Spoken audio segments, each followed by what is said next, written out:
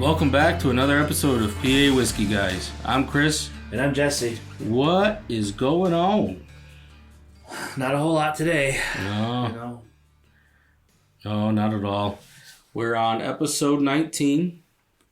So we're on a long stretch without John here, man. Yeah, we have been. Yeah. Probably 7 episodes, I would have to think. This is, I think, number 8 or 9. Yeah. At this point. point. Oh, yeah. I mean, we did make some headway after missing those 2 weeks. Yeah. So, recording a couple in one night, not to, while we have the time, we might as well do it, Spoiler alert. and we usually have more than one pour anyway, so we figure we might as well record them anyway. Yeah, might as well talk about what we're drinking, right? Yep. Yep, hands down. But hopefully we can get them back. Hopefully we get some of the other guys that we've been trying to get with us too.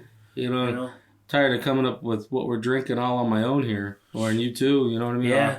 It's just me and you choosing what we're drinking. Yeah. Not that we're running out, but we got some on the horizon that I'm definitely waiting to do and stuff like that. We had some new additions since we've been rolling here. I'd like to see some other ideas flowing in, whether they comment or message us, Yeah. Let us know what what the listeners like. I need to get it out. I mean, Facebook is obviously a platform that not really utilizing. It's driven on everyday content, which we don't have it. We just don't have content like that. We're not huge, so no, we're not pushing that. I mean, really, if we were to push every bottle we had, we got probably enough to make it a year.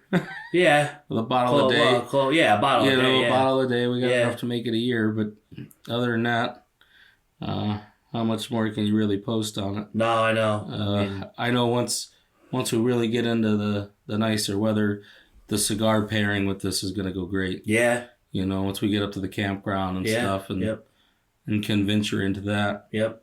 That's what I'm really waiting for. Again, it's a rainy day. I mean, I feel like the last 8 episodes, it's been raining every day we've done this.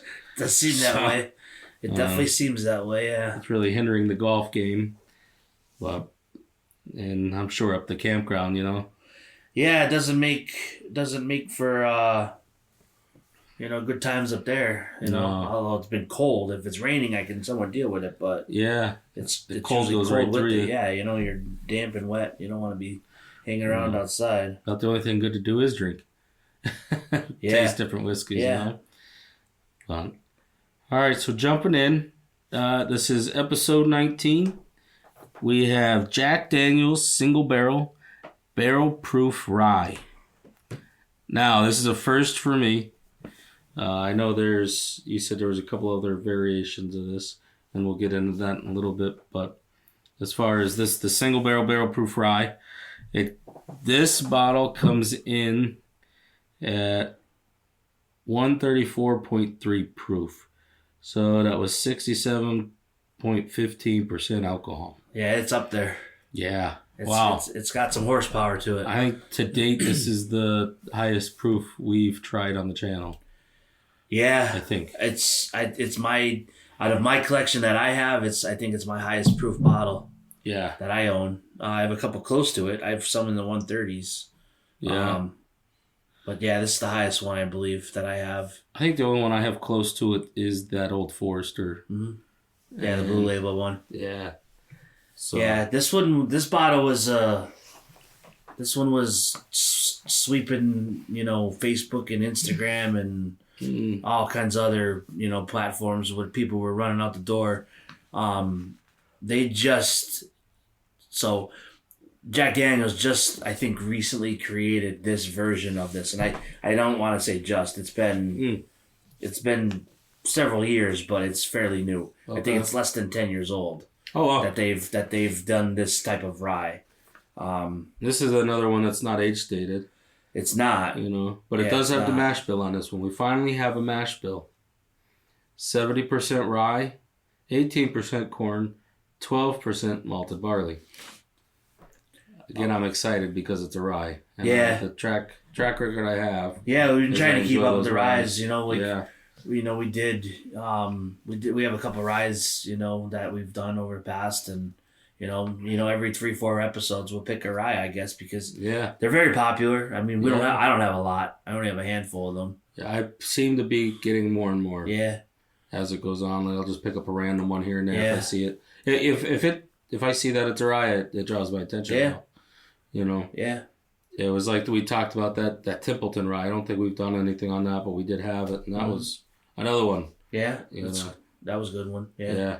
But this one I'm excited for. What was the price on this bottle? Do you remember? About 70. Okay. All right. About 70. I haven't seen it in a long time. This bottle's about over a year old, I believe, for me. I've had it for over a year. It kind of got lost on the shelf for me. So I did some rearranging, brought it back out, and I had a sip or two over the last month or so. Yeah. As we're getting into this, it's got some kick to it for me. Mm-hmm. Granted, it's 134 proof. Probably some of the highest we'll drink on average. Definitely the highest on average. Yeah. Oh, yeah. Now, I'm not going to say the highest, but on average, it's... Yeah. When this one's out, I actually didn't really pay attention to the proofs because it was more after trying to go get the bottle itself and finding it because it was hard to find. Yeah. But I know that a couple other friends locally or whatever that got this, they have different proofs, some lower, some higher. Oh. I think the highest that I know that of someone that we know, they had like 136 proof. Oh, wow. Which is not much more, but it's still up there a little bit, but. And that's cool to note too, because it's what it's coming out at. They're not proofing it at all. Yeah, no, yeah. Or proofing it down. Yeah, I mean, that's a good segue into the history of Jack Daniel's.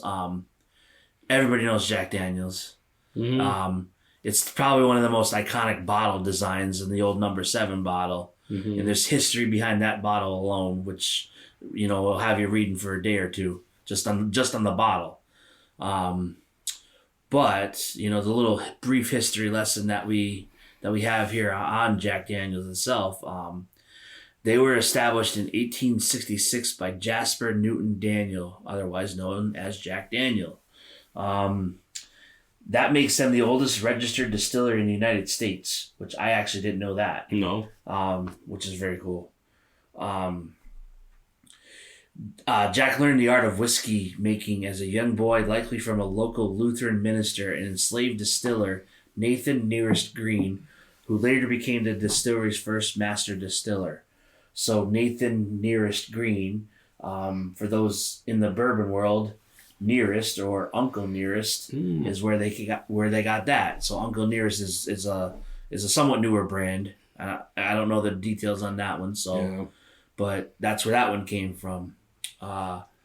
Jack Daniel's, the distillery, is located in Lynchburg, Tennessee, in Moore County.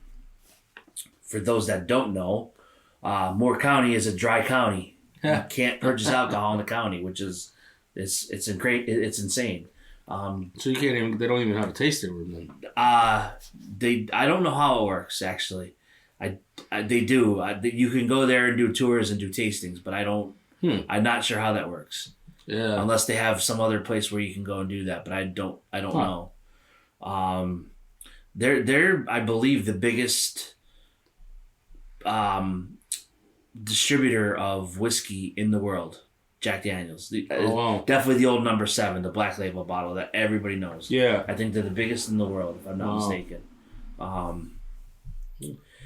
Jack Daniel's, the distillery themselves, is also owned by Brown-Forman, or is owned by Brown-Forman, who also owns Woodford Reserve, Old Forester, Cooper's Craft, which we've tried once before. John had Cooper's Craft for us. Yep. I remember that one. They actually, Brown-Forman owns a ton of other stuff. They make Finlandia vodka. They're in wine. They're in tequila. I don't know what all of them. I know Finlandia was one of them. They do quite a bit. We never did a review on Woodford yet, or any of the Woodfords. Old Forester is one of my favorite brands. So, I enjoy the Old Forester lineup. Yeah. There's they call that the Whiskey Row series. Whiskey Row series. Yep. I like those. I have almost all of them. Okay. But I'm missing a 1910. So, a big argument on the internet with Jack Daniel's is it bourbon or is it Tennessee whiskey? They go by Tennessee whiskey. You know, I wouldn't be able to tell the difference in a blind. I mean, I know everybody knows what Jack Daniels tastes. Everybody's had it, I'm sure. I'm not a fan of the regular Jack Daniels. Yeah, I mean, we could tell story. I could tell stories for days when I was young, a lot younger. Yeah. Not liking whiskey in general at all, but Jack Daniels was the absolute worst for me. Oh. I have had it since then, since I've been drinking these for the last 6-7 years. I actually don't mind it. It's not bad. But to branch off of that, the Tennessee whiskey term, they have designed their process when they're barreling their stuff, and they charcoal filter the whiskey. Oh, it's charcoal filtered. They're the only ones to do it, and it sets them a head and shoulders above the rest of the industry, as they claim. I don't know. It's they've been doing the right thing for that many times, or for that many years. So it's all of their stuff is through charcoal. Yes. Okay. Yes. To be considered a Tennessee whiskey, or the way they do it is through charcoal filtering. Wow. It brings out the impurities. It's a pure product. Yeah. It makes sense. I mean, they use charcoal filters in your water coolers and That's stuff. That's what the Britas are, aren't they? Yeah, charcoal filters. So funny thing, I've seen... I knew exactly what you were going to say as soon as I said that. Where you can run a lot of things through those, even the vodka. Yep. You can run vodka through them. You can run, if you've made a moonshine through them, to get everything out of it. And the more times you run, let's say, the cheapest vodka you find on the shelf, the better it becomes. Yeah, I've heard that. I've never tried it. I actually have a Brita. I'd love to try it. I've seen the videos online and stuff like that. I've never done it. I've tried it a few times. Yeah. Whether it was, I'm not going to tell on myself, but it wasn't vodka. Yeah. And I ran through it, and you can tell it works because it clogs up. So the more time you run through, let's say 3 times, it starts the oils and the tannins, I guess you would describe them as. Yeah. Really clog the charcoal filter up.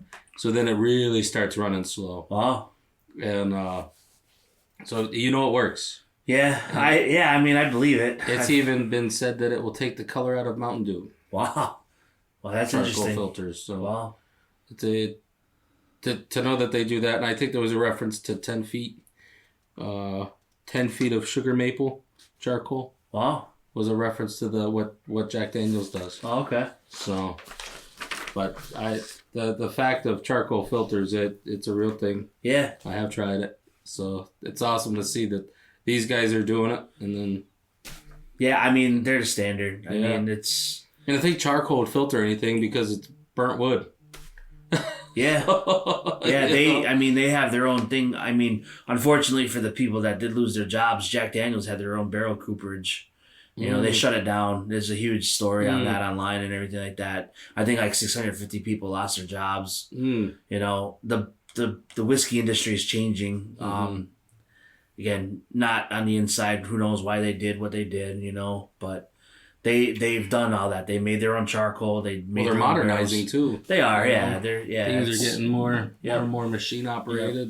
And they said it was cheaper to outsource the barrels versus making it on their own, operating cost alone.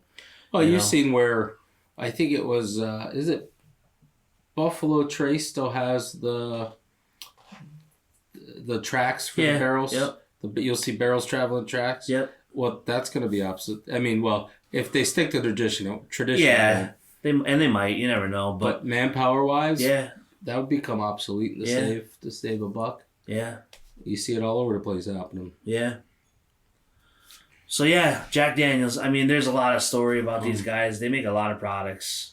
They make their bonded series, which is bottled and bond. They make a rye. They make a bourbon. They make a bottled and bond rye. Yeah. They make a triple mash, which I never had the triple mash. I had the other ones. Never had the triple I mash. actually really enjoyed the regular bonded bourbon that they make. It's actually really pretty damn good.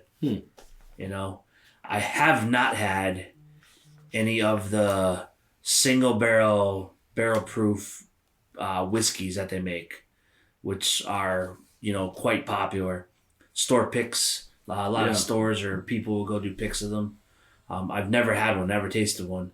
And they make a select version of these as well, which is different label, labeling aside, whatever. Who picks the select out? They do or the store does? They do. Actually, that'd be a store pick, so. Yeah, unless you're going, we can go pick a barrel if we want to. You just got to pay for it, obviously. But I did listen to a podcast recently where these guys did this. They have their club or whatever. They went. Every single barrel bottle is handpicked. Like it's handpicked. If it doesn't meet the standards, it goes to the old number 7 whiskey, then they proof it down. So if it's up high proof, they proof it down to what's Jack 90 proof, right? Regular Jack is 90. Not a fan. I don't even know much about every single barrel is handpicked, and they taste them. They have a huge staff that does this.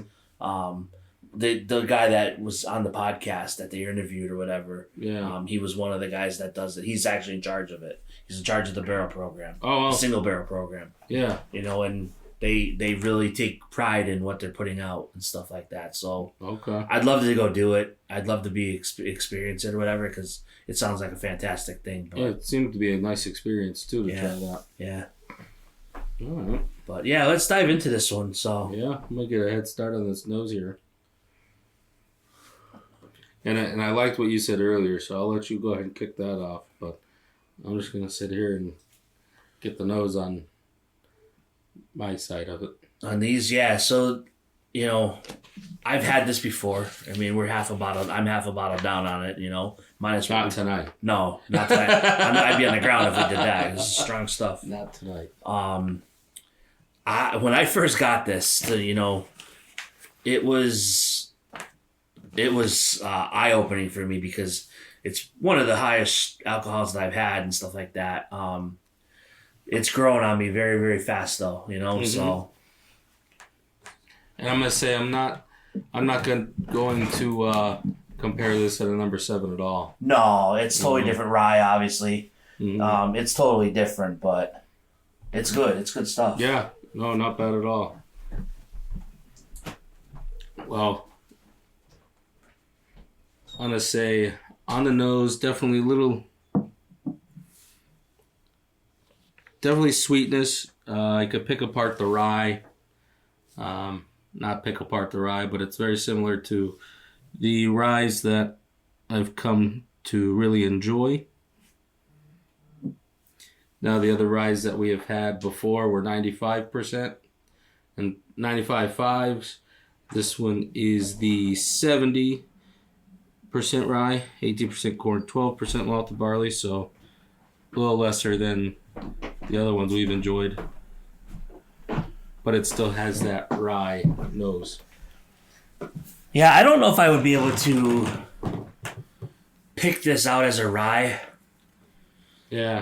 Versus a bourbon. I mean, I'm not super good with that anyway. I feel the ryes are sweeter now. Honestly, on the nose, I feel like they nose so much sweeter. Yeah, I'm getting a lot of sweetness in this. Brown sugars. Not so much vanilla, but no. Well, now you had the awesome with the Coke. Right? I did, yeah. So I did get that first, like cherry cola, Yeah. Which I have gotten before on some ryes. I want to say Michter's was one of them. The Michter rye. The Michter's rye when we did that one. See, you get the cherry cola. With that cola, I could definitely pick out the Coke part, but to me, it would be a vanilla Coke. So it would be, but it's also probably the brown sugar part of it. It's sugar, but in this, it's more brown sugar. So when I say cherry cola, it's not like you're getting a can off the shelf or out of your fridge.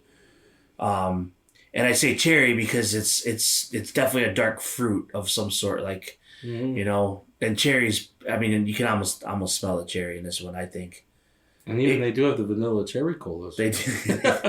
They do. So it comes and goes though. Like it's there, but it fades fast. That's all I can think about now when I nose this. I don't get everything else is kind of going to the wayside. But we'll get into the taste. I still gotta learn about these legs too on these glasses.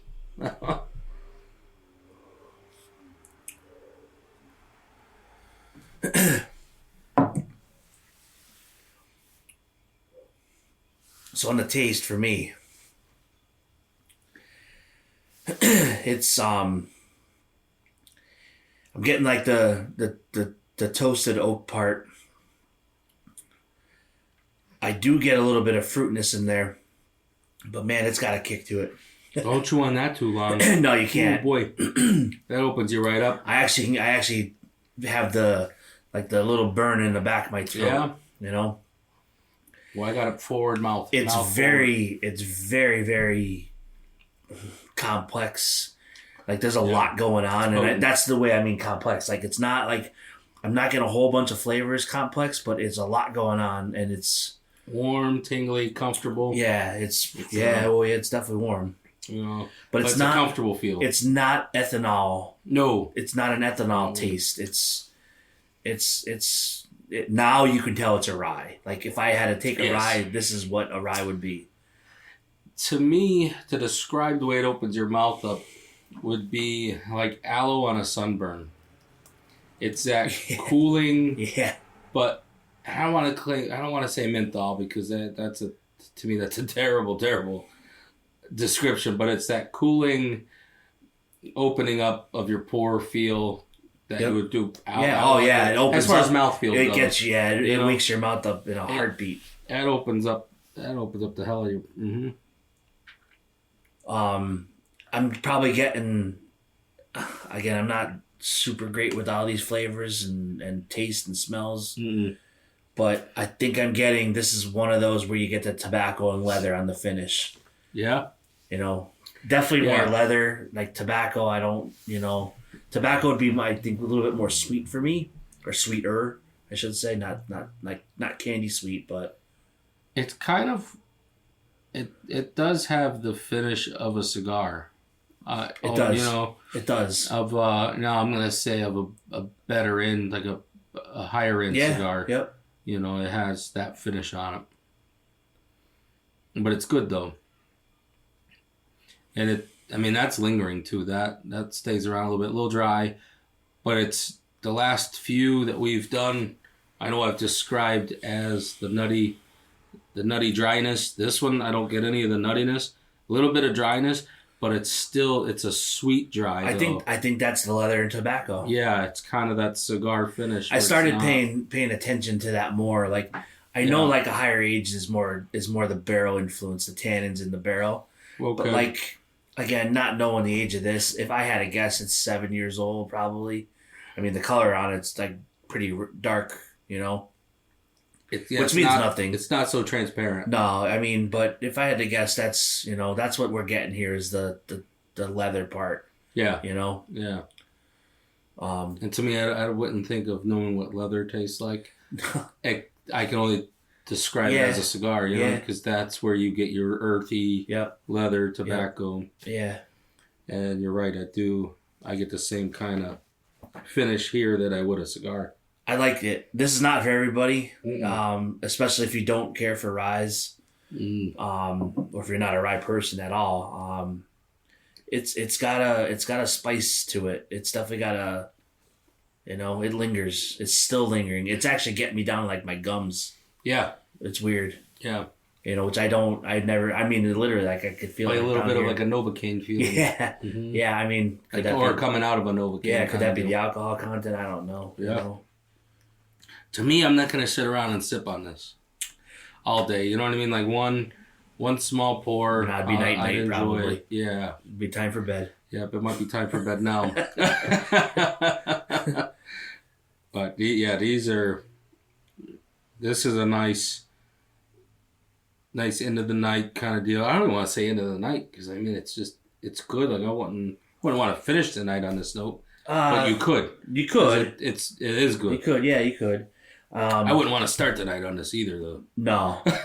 This wouldn't be not recommended for a first pour. No, that's for sure. No, unless you're a professional. Which I think it'd blow your palate right out if you opened up with this. Yeah, I'm reading the tasting notes. So the taste, the palate, bold spice, cracked pepper, which definitely makes sense. Yeah, I don't get the taste of it. It's not like you're gonna like pepper, like cracked pepper that you put on like a steak if you're gonna cook a steak. But I get the spice part of it. Yeah, definitely the spiciness of it. And it also says caramel, dark fruit, and toasted oak with a lingering heat. Mm-hmm. I mean, their tasting notes are spot on. I get the fruit. I do get the fruit. Like I said earlier, it was like a burnt, brown sugar. Yeah, or caramel. Yeah, like a burnt brown sugar caramel, like a caramelized fruit. See, I'm still nosing it right now, and the only thing I'm getting is the fruit part. Yeah. Almost not the cola part, but the cherries back kind of a little bit for me. But yeah, I like it. I was not a fan when I first got it. This was a fear of missing out. I said that with a couple other ones we've done. Mm-hmm. I found it the one day I was at the store and I enjoy it. I'd buy it again. 100% I would buy it again.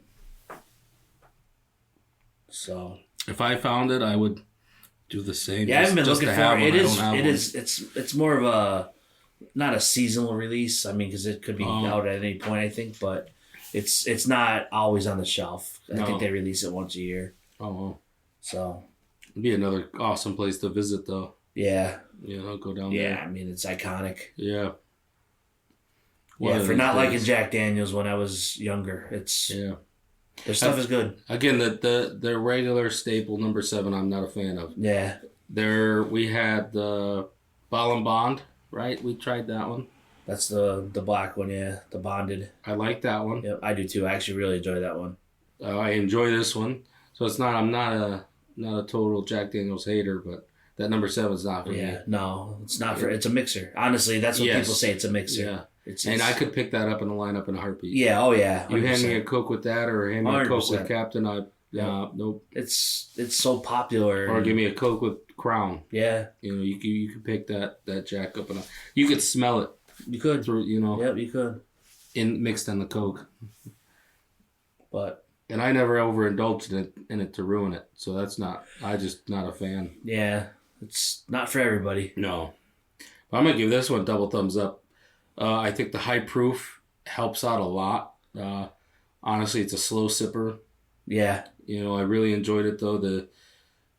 I don't want to. Those 95% ryes have been bangers for me. They've been really good. This coming in at 70%, I'm still not. That means nothing to me at this point because this is great.